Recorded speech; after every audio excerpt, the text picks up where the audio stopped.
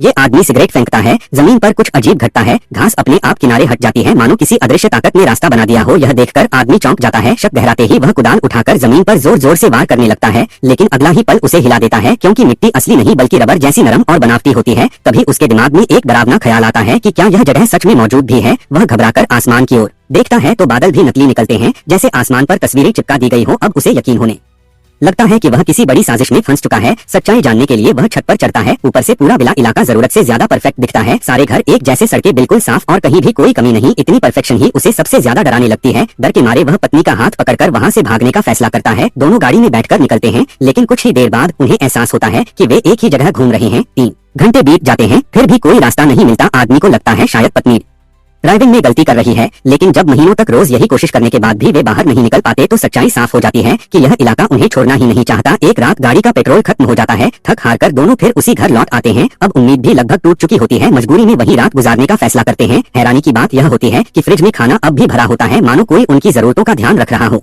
लेकिन आधी रात को बाहर से अजीब आवाज आती है। पत्नी डरते डरते दरवाजा खोलती है और देखती है कि सड़क के बीच एक कार्डबोर्ड का डिब्बा रखा है, जिसमें रोजमर्रा की जरूरी चीजें भरी हैं। आसपास कोई नहीं होता, न इंसान न साया। यह देखकर आदमी को गुस्सा आ जाता है। वह डिब्बा उठाकर अंदर लाता है, कागज फाड़ता है और आग लगा देता है। फिर पूरे घर को जलाने की कोशिश करता है ताकि छिपा हुआ हर रहस्य सामने आ जाए। उसे लगता है कि अब सब खत्म हो जाएगा, लेकिन अगली सुबह पत्नी जो देखती है वह उसकी सोच से कहीं ज्यादा